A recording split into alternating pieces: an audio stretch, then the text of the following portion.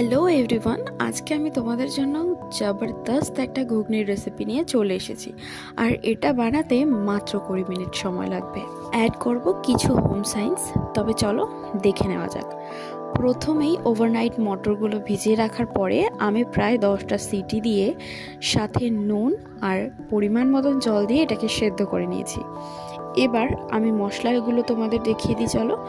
আলু ডুমো ডুমো করে কেটে নিয়েছি, পেঁয়াজ কুচি, টমেটো কুচি, 4টে কাঁচা লঙ্কা আর নারকেলটাকে আমি হালকা বয়েল করে তারপরে কেটেছি সুবিধার জন্য। এবার মিক্সচার গ্রাইন্ডারে নিয়ে নিয়েছি রসুন, আদা আর পেঁয়াজ কুচো। এটাকে ভালো করে বেটে নিতে হবে। তারপর ফোড়নে দিতে হবে প্রথমে সর্ষের তেল দিয়ে গোটা গরম মশলা, সাদা জিরে আর 3-4টে তেজপাতা। এবার ডুমো করে রাখা আলুটাকে ভালো করে লাল লাল করে ভেজে নেব। সাথে যে মশলাগুলো কেটে রেখেছিলাম ওটাও দিয়ে দিলাম।